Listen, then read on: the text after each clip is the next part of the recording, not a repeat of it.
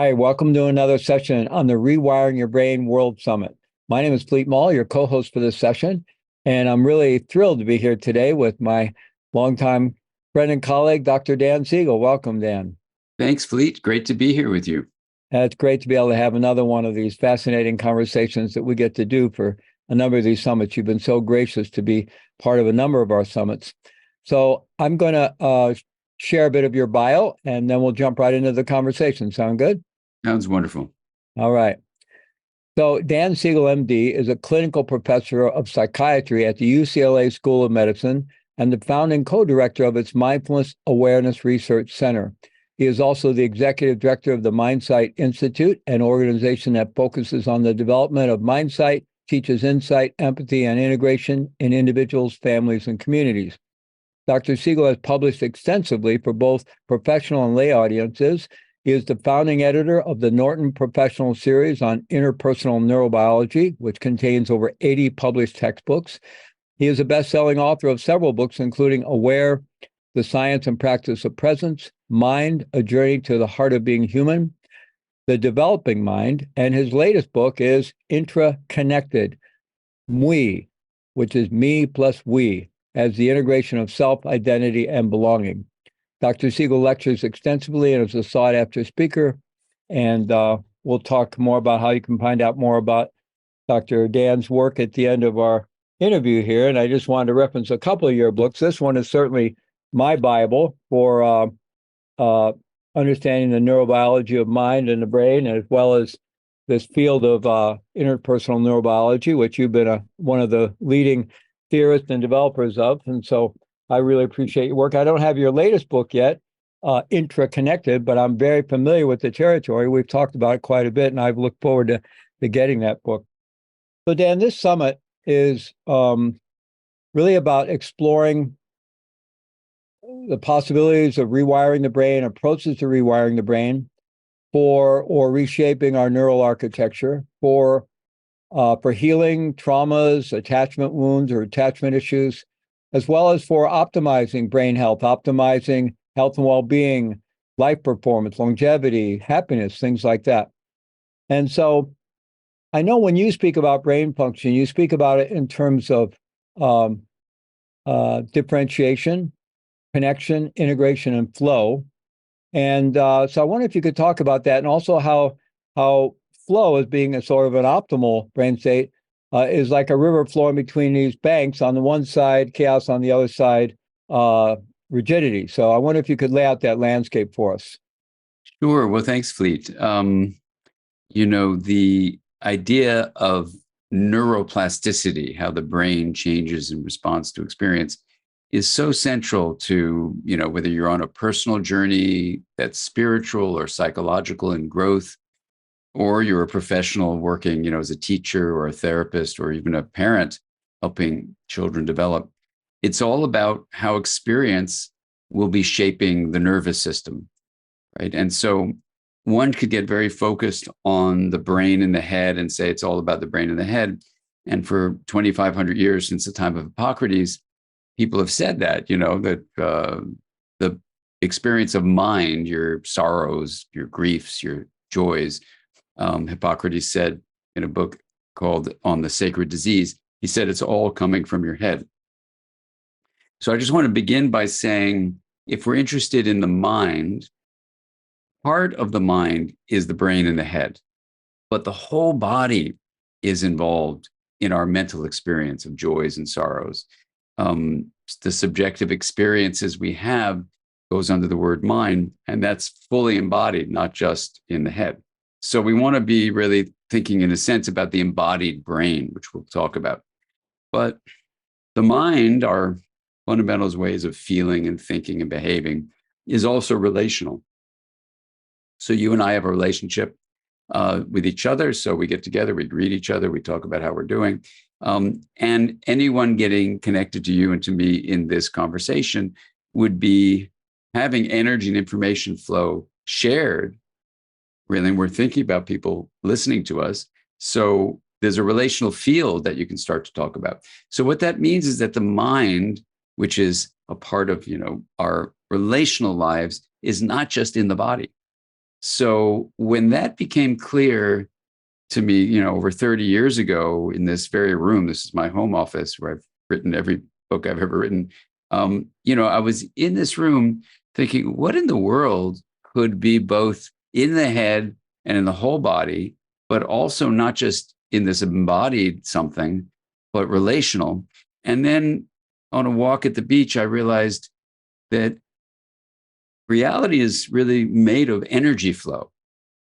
So, for example, when you're looking at a wave far out, the wave comes toward you. And even though you think it's the water molecules, the matter that's coming toward you, it's actually the energy. The wave you see going up and down 100 yards away that's now crashing at your feet, it's not the same water molecules. It's the energy that was moving those water molecules. So then I realized that the system of mind might be some aspect of energy flow. And what would that aspect be? It would be some kind of flow that was fully embodied in addition to being in the head. And it would be fully relational. So skull nor skin would block its flow, right? So the system then would have these qualities that, this thinking was going on in the early 90s, and in the early 80s, a branch of science called complexity science was emerging that said there was literally stuff that emerged from complex systems. And complex systems are basically elements that are together that have three features. They're capable of being chaotic, they're open to influences from outside of the system, and they're what's called nonlinear, which means a small input can lead to a large and relatively difficult to predict result. So then I thought, well, the mind, in fact, has those three characteristics. It's open, it's capable of being chaotic, and it's nonlinear. So then if it's some aspect of a complex system, that means it could be an emergent property, like the wetness of water is not in any water molecule. And here's which comes to your question now. When you start doing all that thinking, you start realizing that one of the emergent properties of a complex system is called self-organization. And amazingly, in the mathematics of complex systems, it says that there's kind of an optimal flow, which has the qualities of harmony, basically. And it's bounded on one side by chaos, the other side by rigidity.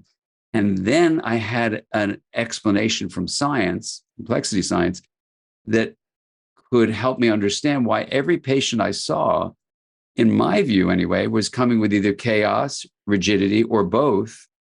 And I didn't really buy into the diagnostic categories, but it seemed like this optimal self-organization was somehow being impaired in their lives. So then the question naturally came up, what does the mathematics of complex systems say is how you optimize that flow of harmony, which has the 5 qualities of being flexible, adaptive, coherent, meaning resilient over time, energized, like with vitality, and stable. That spells the word faces if you rearrange it like that. And that faces flow to me was well-being. Chaos and rigidity were signs of non-well-being. And the answer from complexity science is that you differentiate and you link. And it didn't have a name for that, so I named that integration. So that's the shortest summary you'll get of the field of interpersonal neurobiology, which basically says integration of energy flow that's fully embodied and fully relational is the source of well-being. Blocked integration, meaning blocking differentiation, blocking linkage, or both, leads to chaos or rigidity. And then the path of spiritual growth, of personal growth, of therapeutic growth, of helping a child and a family, of working as a teacher, whatever, is to promote a mind that is capable of monitoring itself and modifying itself in a way where the monitoring is stabilized so you can sense what's going on, and the modifying allows you to cultivate integration. So would you Did then that make sense? kind of That's touch? literally the shortest summary you will ever hear of the entire Oh, that was great. 30-year journey. It was really, you can encapsulated this book down into a couple of minutes there. And you kind of already addressed our second question a bit too. But so would you say if there is this possibility of reshaping our neural architecture, reshaping the brain, which actually means physical biological change in the brain, increase in neurons and certain neural structure, neurogenesis, rewiring new neural networks, strengthening of some neural networks, possibly weakening of others, that this is a process that's actually, in a sense, driven by mind, as opposed Yeah. to kind of a mechanical process we do on the brain, but it's actually mind that reshapes the brain? Yeah. So that's so beautiful, Fleet. So here's a way to think about it.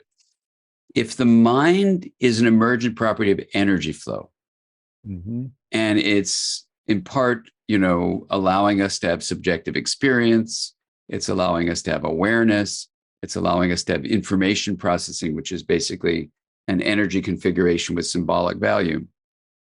And the fourth facet of mind is that it's a self-organizing process. As a self-organizing process, it's a regulatory process. And any regulatory process, like regulating a bicycle, means you monitor something and you modify that thing. So I say all that because the monitoring aspect allows you to have awareness that then in the modifying allows you to use something called attention. So attention is that process which directs energy flow. Now, you've just put my attention and anyone listening to us on this question of what does the mind have to do with the brain, basically. And so I'm now drawing our attention based on how you're putting my attention relationally, so that attention is a relational experience. And now what happens is where attention goes, neural firing flows and neural connection grows. So just to give you a teeny emotional personal experience, when I was training to be a therapist in the 1980s, and as a psychiatrist, the big, to do was there were people suffering. We found medications. We were MDs, we were medical doctors, so we were experts in the body. The brain's activity was basically a synonym for the mind. So if someone's mind was disturbed, it was a brain problem. If it was a brain problem, it was based on neurotransmitters.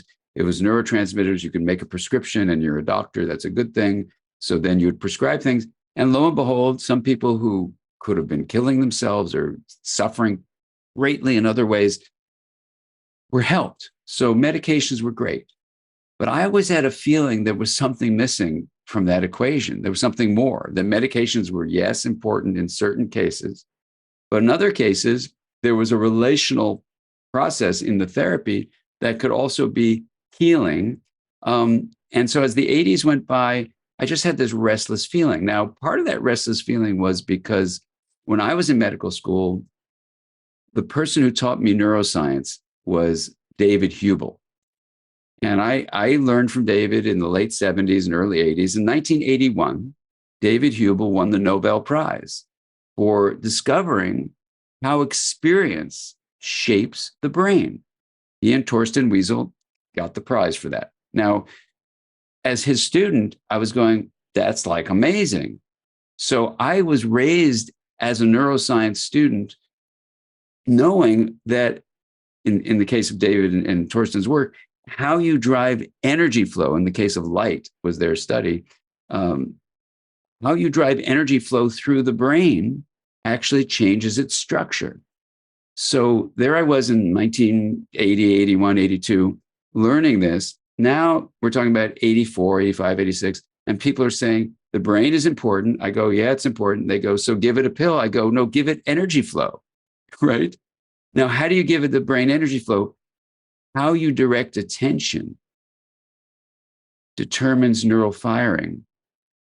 And then when neurons are fired in a certain way, as Eric Kandel would win the Nobel Prize years later, a psychiatrist, he would show the mechanism was neural firing activates genes, so they produce proteins and they grow new synaptic connections or grow new neurons or stimulate myelin formation. We'd even learn later on that, neural firing actually changes the epigenetic regulation of the very genetic structures that help the brain grow.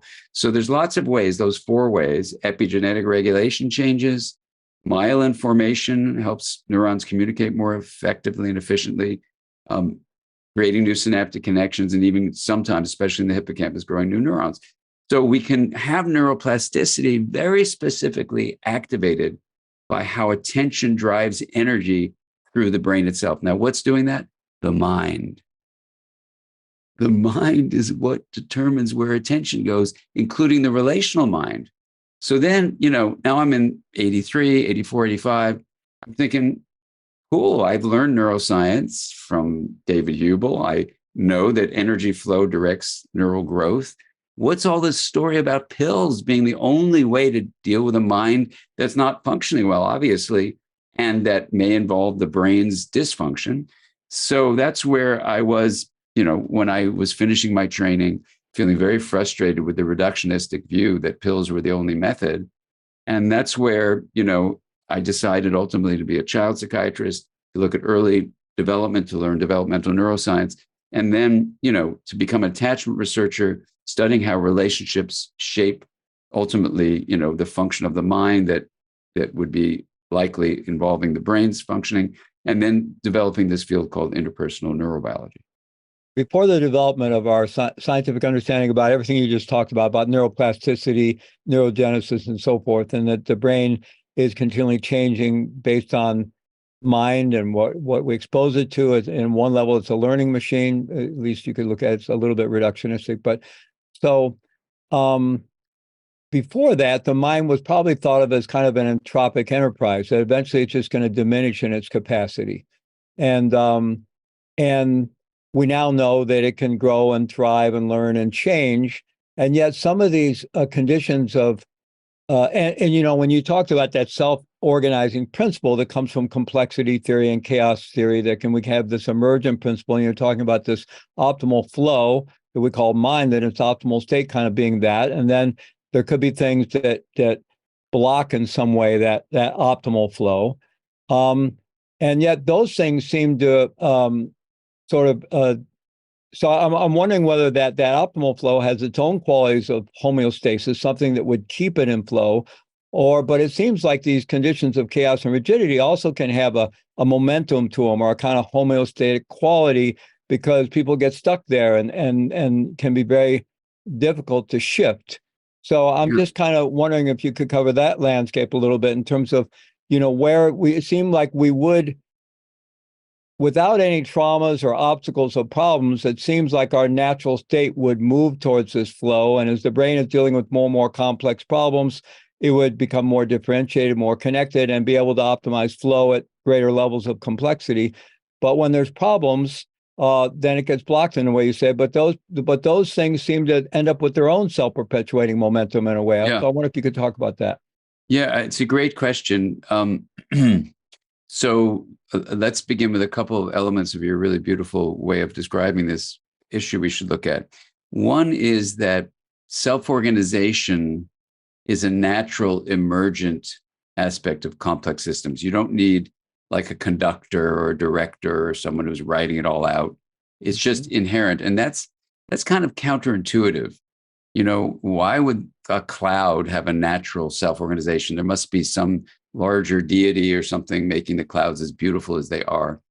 And the mathematics of complex systems shows that, there is no planner. Now, you could say, isn't there like a force in the universe? And in a sense, there is a force, and it's the force of self-organization that comes from the probability equations, basically, what's most likely to happen when you allow a complex system to do its natural thing. So in that sense, there's a natural push for integration, for differentiating and linking to optimize self-organization, which is a mathematical term is to maximize complexity. That gets people nervous. So let's just say that maximal complexity is actually quite simple. It's when you differentiate and you link. When you have harmony, that's maximal complexity. So that's the first thing to say. The second to say is that in the nervous system that we have, when this system is flowing, a complex system tends to move a little bit towards chaos and then back towards the phases flow of flexibility, adaptability, et cetera. And then it goes to rigidity. So it's always moving and changing and moving and changing. But it tends not to get stuck in either place unless there are some factors that block differentiation and linkage. So trauma, for example, in an individual's life can block linkage. Right? And so things become excessively differentiated without being linked.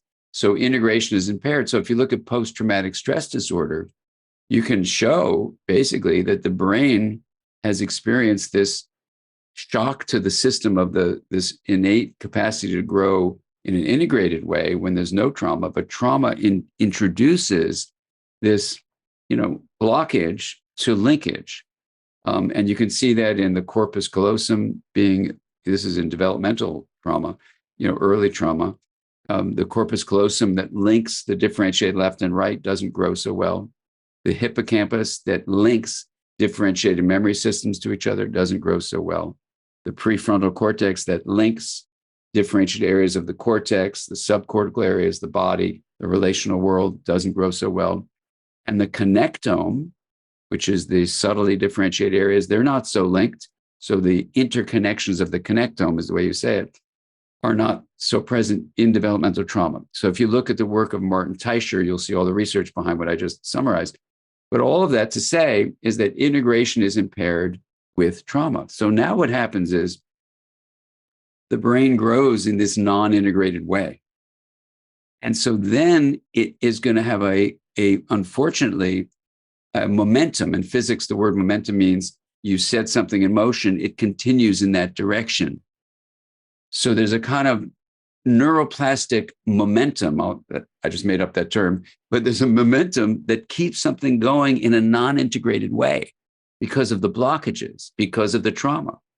So the individual experiencing that will feel lost in familiar places. And they're stuck. So the intervention needs to find how the trauma has remained in the body and in relationships, both, to continue to reinforce energy flow and the direction of attention in a way that's non-integrative.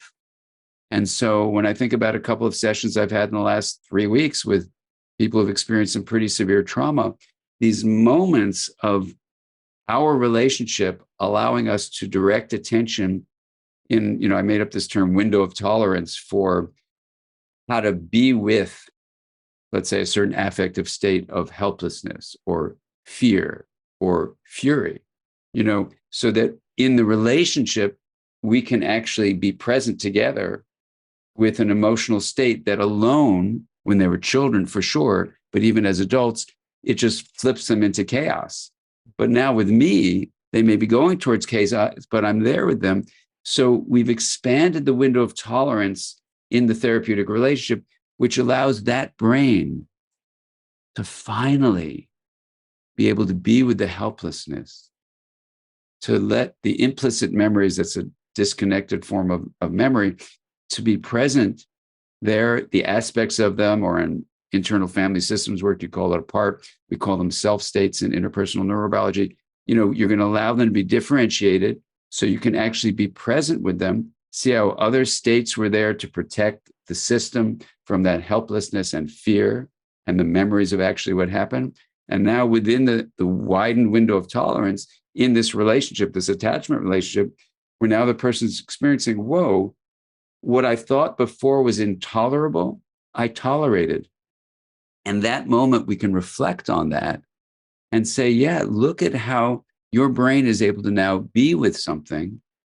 And even in that meta communication about what's going on, the brain itself is focusing attention that what I used to feel would throw me out of my window of tolerance. I'm okay with it. And that, my research mentor in memory was a guy named Robert Bjork, B-J-O-R-K. And Bob used to always have this thing. It was a beautiful statement. Memory retrieval can be a memory modifier. So that act of being able to retrieve within the window of tolerance starts changing everything. And the neuroplastic changes that we can imagine, you can't do the little teeny micro analysis of it, but the feeling you get after doing this for so many years, the feeling you get is that that firing pattern of helplessness and fear, which was being warded off, right? It was being evaded because it would make the person dysregulated. Now they can experience it. And in that process, there's huge integration in the brain. And that's what things like mindfulness studies show. When you're able to be mindful, you're actually creating a more integrated brain across all 4 areas we talked about. The corpus callosum grows with mindfulness. The hippocampus grows. Prefrontal cortex grows. And the connectome becomes more interconnected. I want to go, this is absolutely Fascinating. And I want to go even a little deeper with this, perhaps, really for our audience to really understand what we're talking about when we're talking about rewiring the brain and so forth in beneficial ways. So it sounds like what you're talking about in terms of this process of being able to work with traumatic memories, for example, traumatic experiences, and yeah, and your wonderful framework of the window of tolerance, which I was going to ask you about later anyway. Um, it sounds like whether that's self-directed work or in a therapeutic context, there's a what I'm hearing you say the way that we then work with those maybe difficult emotions or difficult or at least perceived difficult past experiences and memories is sort of like an internalized version of the mammalian tendency to tend and befriend, to embrace, and that by doing that, we're in a sense widening that window of tolerance. And the second part of the question is, so it sounds also from what you were saying earlier that any skillful means we can use, self-directed or in a therapeutic context, to find our way back into flow is going to help the brain in epigenetic ways and other ways, repattern, reshape, heal those areas that are kind of blocking flow. So that we're able to kind of come back to that more innate self-emergent property of flow. And because we're talking about this in terms of the window of tolerance, which is not just it can be about being able to tolerate difficult emotions or difficult memories. You have Csikszentmihalyi's book on flow, and people often talk about flow as a very optimal, almost blissful state, or at least a hyper-aware state, or a place where we have these, kind of extraordinary perception and so forth. But I think you could also talk about flow in terms of the ability to be with challenging experiences, the ability to be with grief without being thrown into chaos or rigidity, for example. So I wonder if there's a larger dimension of flow that we're talking about here. And this kind of gets into part of what this summit's about. On the one hand, healing underlying traumas, healing attachment wounds and so forth, and then optimizing the mind, the brain flow for extraordinary human performance, so longevity or optimal health and so forth. So I wonder if you can explore that territory a little more. Yeah, well, you brought up so many wonderful layers. Let me try to touch each one. So please remind me if I miss one. Let's begin with how a relationship, let's say with a teacher or a parent or a therapist, how does that actually help move neuroplastic development forward? So Lev Vygotsky is a psychologist, from the last century who had this beautiful term called the zone of proximal development.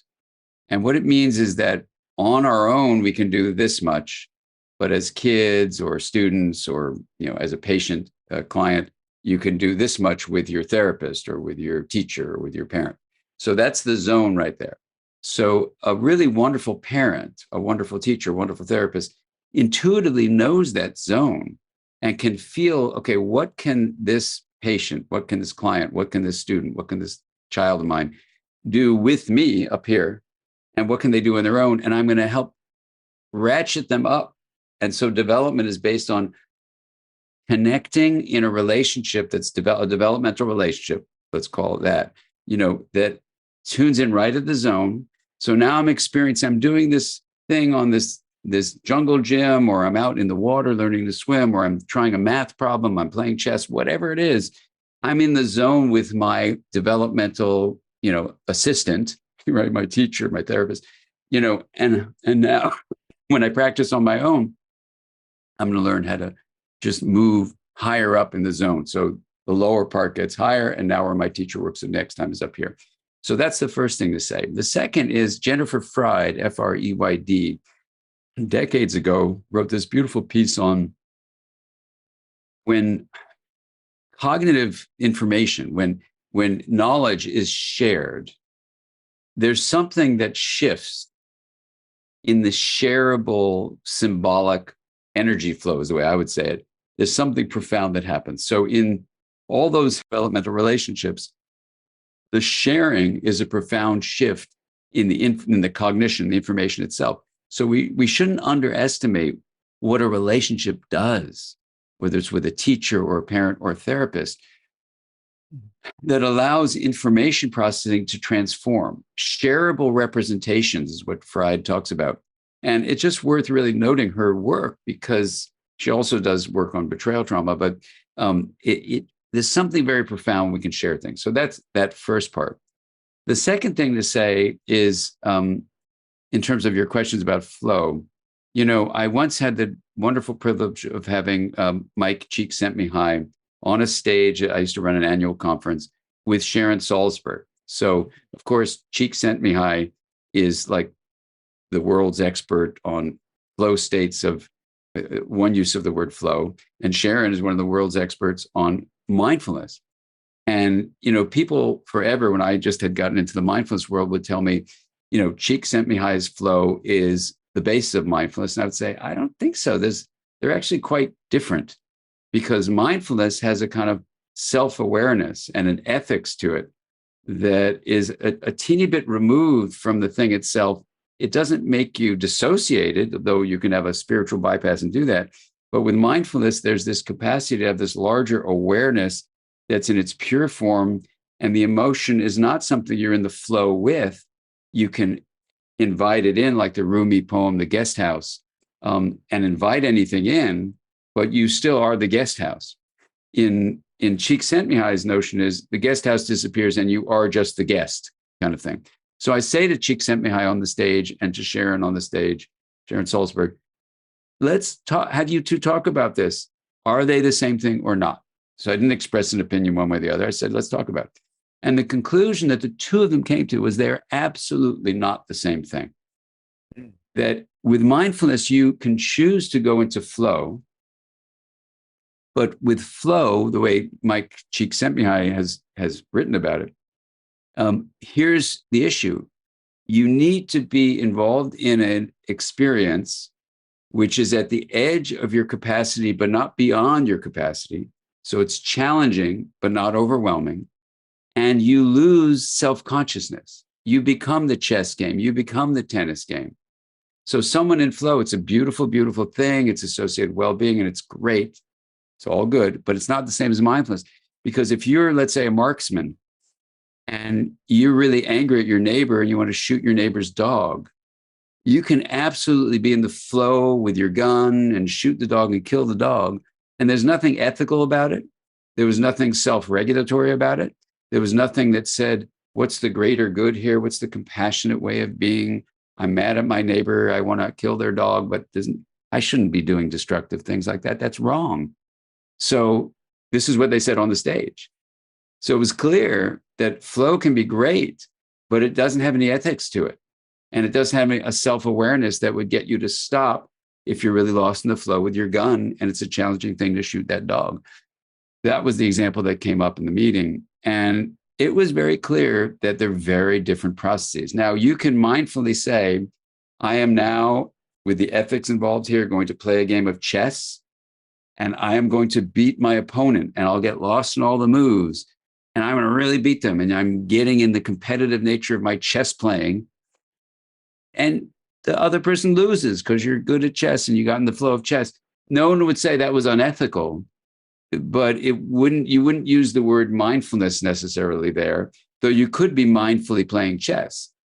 Though if you were mindfully playing chess, you might say, I beat this guy 10 times. I'm going to let him win this time. I don't care, whatever. So that might be a choice you would make if you were mindfully playing chess.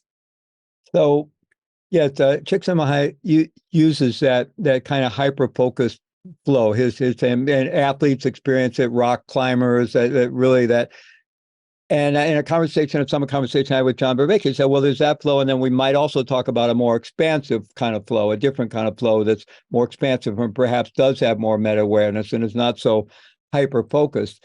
And then when you talk about flow in terms of the optimal brain organization and integration, so I want, and in fact, that could include embracing difficult experiences on the road back into more optimal flow.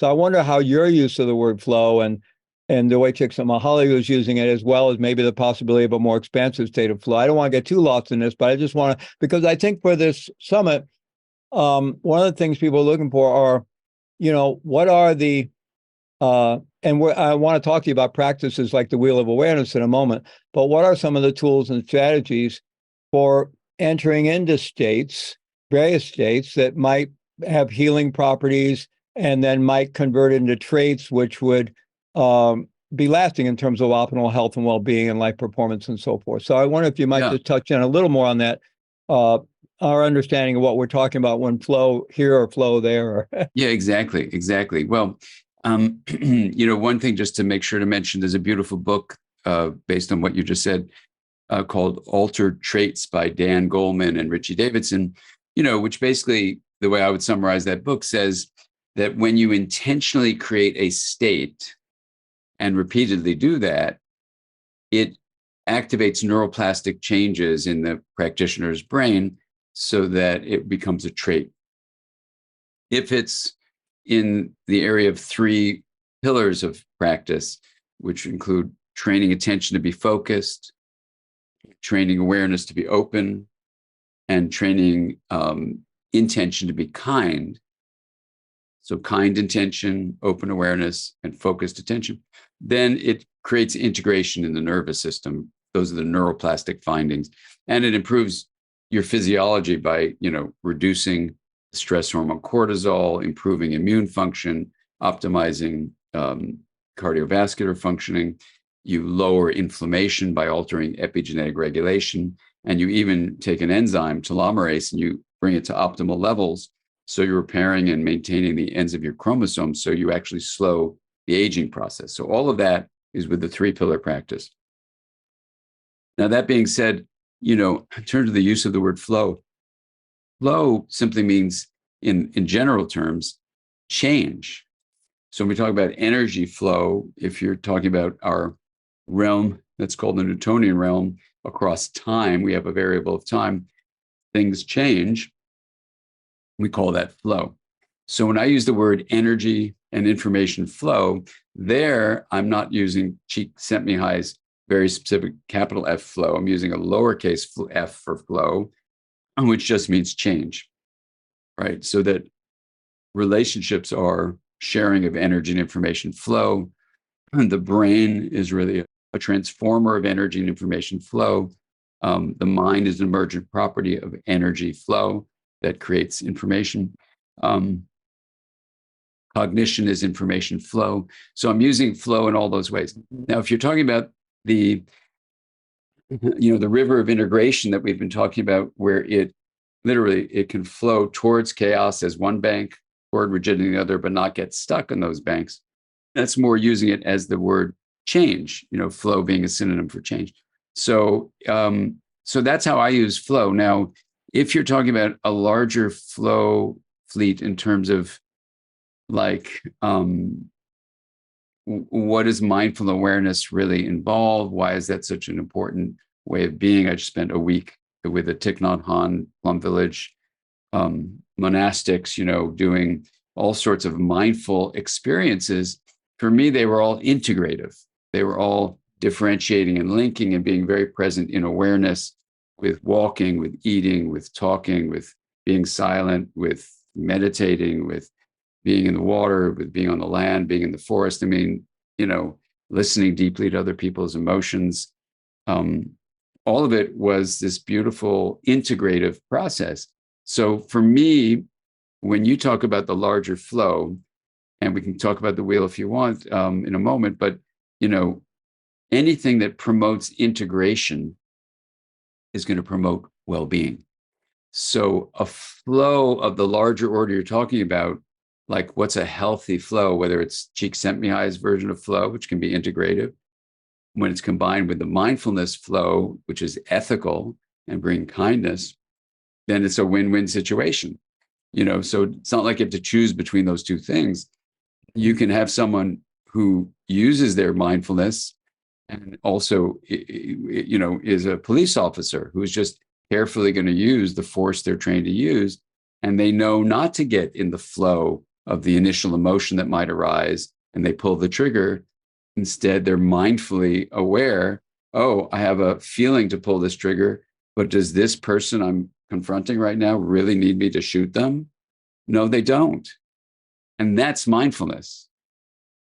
That doesn't fall under the word of flow. That's mindful awareness, to ask that question. So that's more integrative, where then the person being detained by the police doesn't get shot. And that's the kind of mindfulness we want to introduce, in the world. So anyway, so we can talk about the wheel, because the wheel really gives you a kind of vocabulary, I think, that maybe gets to this larger flow you're referring to. Well, kind of as an entryway into that, I know I've read in your books when you talk about in a therapeutic context, the role of a therapist, that ideally they're one way to think about them, and because of the phenomenon of neuroplasticity, everything we've been talking about, they can be kind of a facilitating.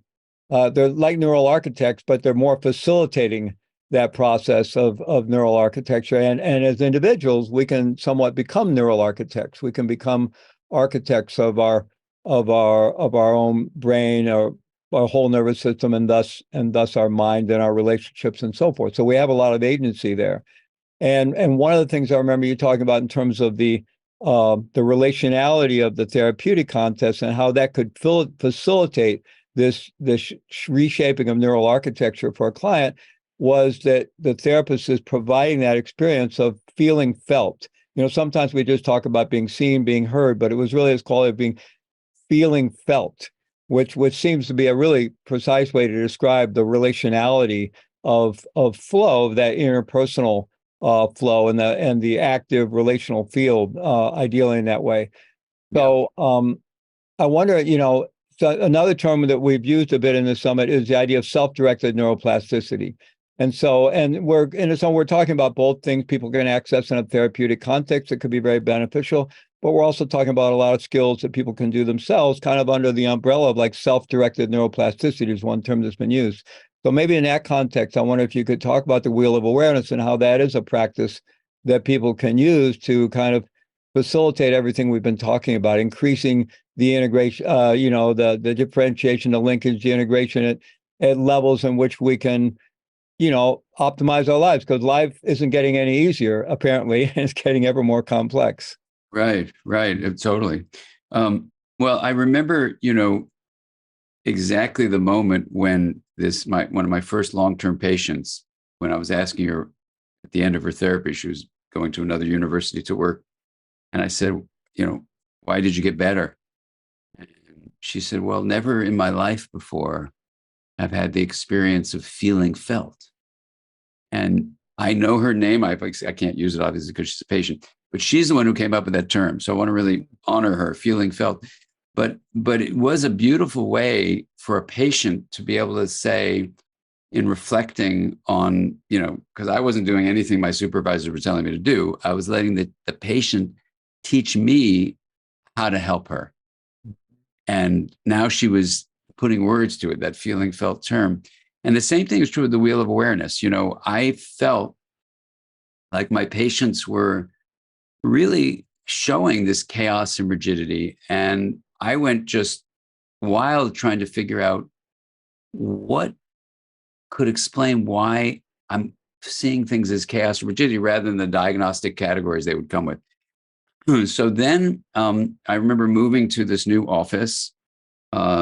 And, anyway, for various reasons, I wanted a table when you walked into the office, you had the implicit experience that you'd see like the edge of this table, which was wood, but then the center would be glass. So I designed this table, and your eyes would then take you deep, and you would know that though you might come in from the street at the surface level, we're going to do some deep work in this office. So that's where I designed the table. We still have it to this day.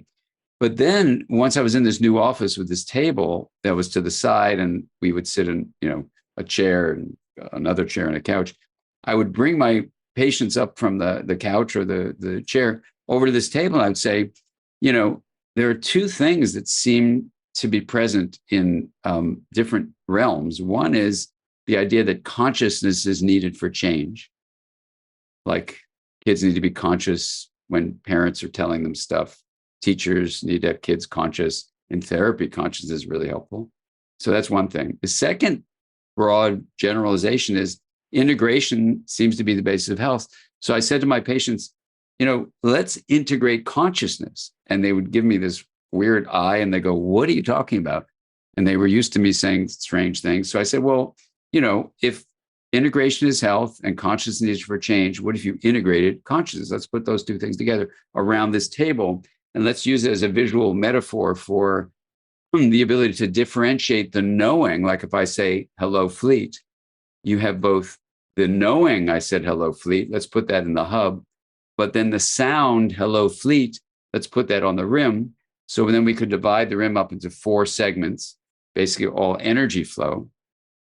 And you'd take a singular spoke, which was like this thing holding up the table. There were a number of them, but we just choose one to visually, as a metaphor, imagine attention. And you direct attention from awareness to the rim, which represented things you're aware of, like hello, Fleet. And on the first segment, you'd have energy flow from outside the body in the form of sound, air molecules moving, light, what you see, smell and taste and touch, 5 senses. And then you move the spoke over, to each of those senses. Then you move the spoke to the second segment, which is energy flow from inside the body. So it's called interoception. So it's muscles, bones, genitals, organs like intestines, lungs, heart. Then you move the spoke over again. Now you're differentiating all those from each other and from the hub itself. Now you explore mental activities like emotions and memories and thoughts and beliefs and attitudes and intentions and desires, all that stuff. And then you do that in a kind of open way where you're just kind of open to whatever they are. You explore the nature of them, and they're probably coming from the head brain, most likely, influenced by the rest of the body and relationships, of course. But now what you do in an advanced step of, and a patient came up with this idea, bend the spoke around and like put it right into the hub. So you put attention on awareness itself. And that is kind of mind-blowing. Then you straighten the spoke out and you go to the 4th and final segment, which is the relational sense, the sense of connection to people you're with right now, between me and you, sense of connection to everybody listening, the sense of people in your family, your friends, your neighbors, your people you work with, and you just extend it out to people who live in your city, your state, your country, the whole planet. And then you go to all living beings. And then, I was presenting this Wheel of Awareness practice to Richie Davidson's lab. And they said, why don't you put in loving kindness statements? I go, this is just based on science. There's no science in that. They go, we've done the first science study, and they showed it to me, and it was very integrative. So I said, okay, well, this is an integrated consciousness, so I'll put it in. So then you do these loving kindness statements of wishing all living beings, yourself, and even me plus we is we, the collective identity we have, for, wishing you happiness, health, safety, and flourishing. So you do that, and you get the MWE in there at the end, which I was very happy about after being at Richie's lab. And then I did this with, my patients were getting better, the colleagues, other therapists were finding it helpful for them, their clients were getting better, did workshops.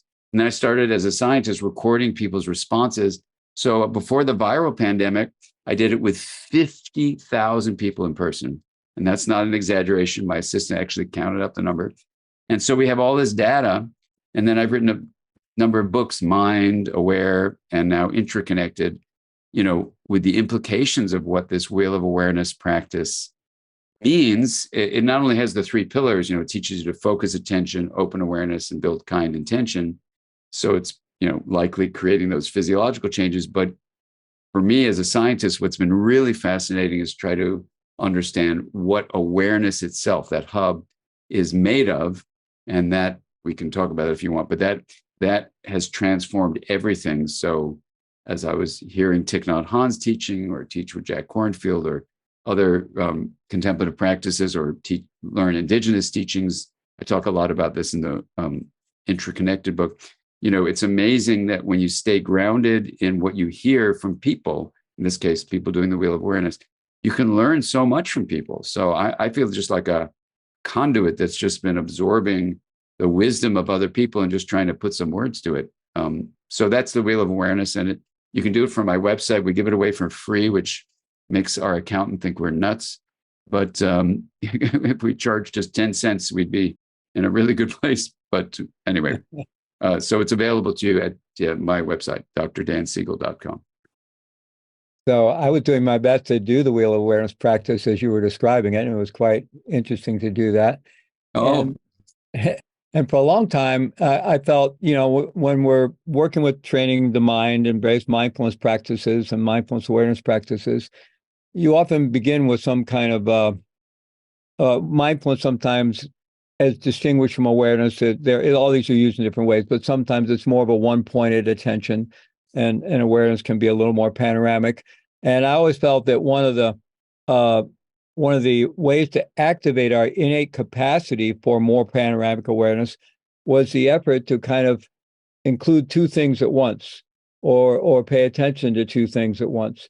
Now, cognitive scientists and maybe Theravada scholars might argue that you're just constantly switching between, that you really can't pay attention to two things at once. But nonetheless, it seems like the effort to include more than one thing, so these different spokes, to add one spoke, another spoke, to include these things, does some kind of is some kind of entryway into our innate capacity for a different kind of mind state, that it's a more broader awareness. Is that? Yeah, well, that's interesting. That's a very interesting question. I think in the practice, we use one spoke, and you're moving the singular spoke to different points on the rim. So there are many points on the rim. You get a really enriched feeling when you can allow that spoke to be one pointed. Now the spoke can kind of broaden a little bit. So like you can take in, the smell of something and the taste of something, the sound of something.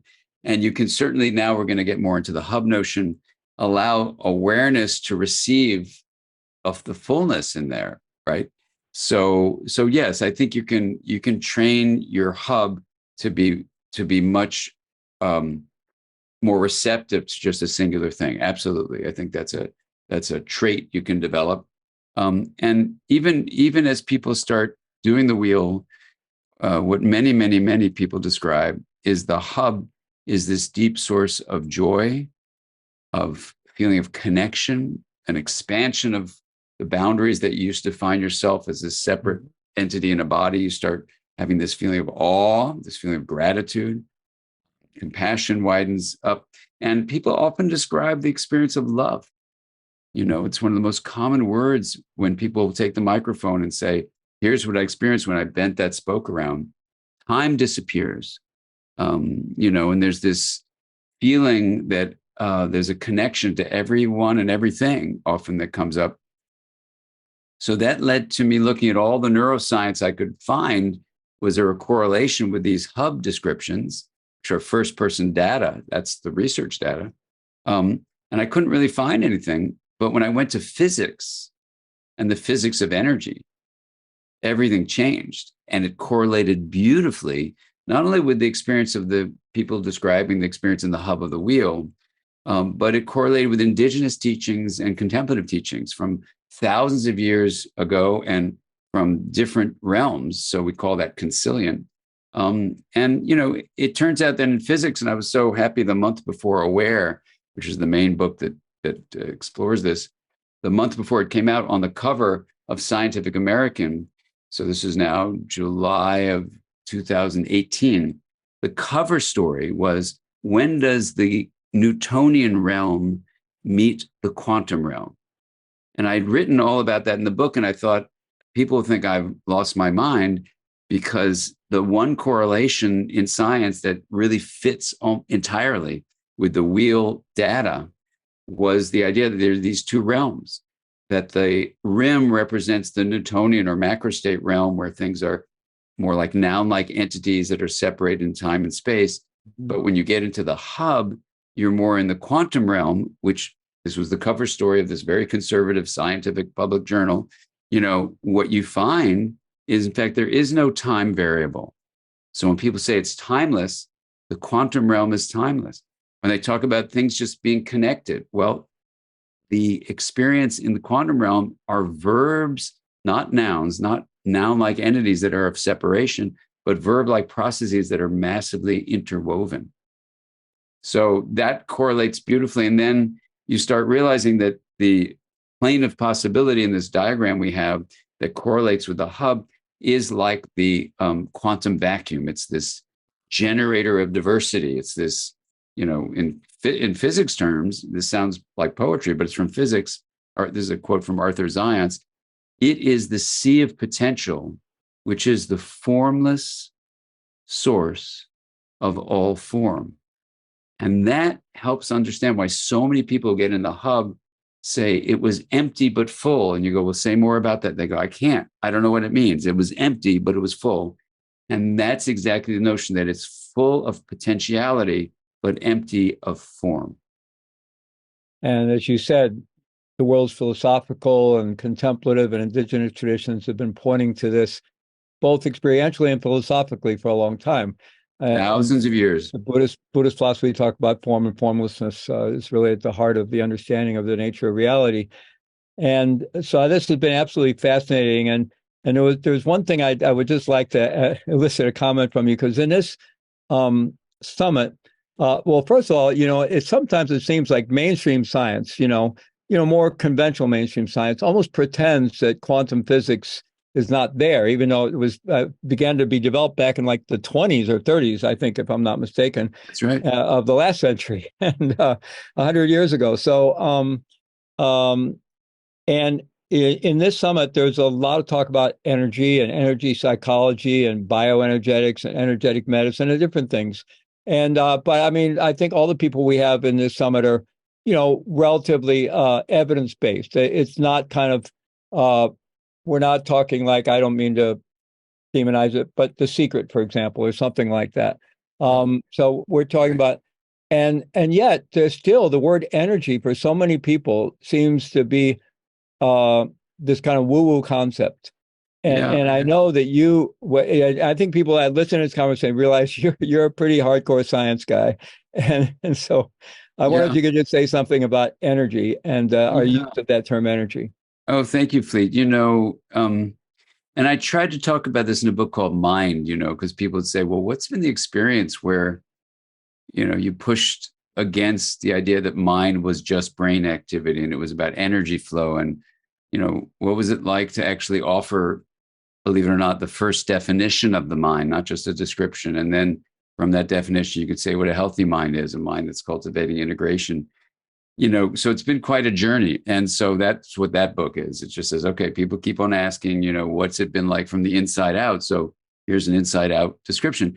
But the questions in that book allow people to look at this issue that the word energy for certain academics gets them very agitated. Now, I removed a lot of in one of the versions, I had a lot of stories.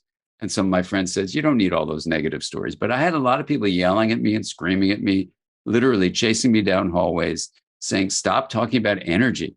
Stop talking about quantum physics. Stop saying the mind is more than the brain and the head. Stop. And, so I removed most of those stories, just left the general statement that, just like you're asking about, the word energy can be used in a non-scientific way. Just like the word quantum or quantum physics can be used in an extremely non-scientific way. I went to a very big meeting where there were 4 other talks talking about quantum physics. I work with quantum physicists.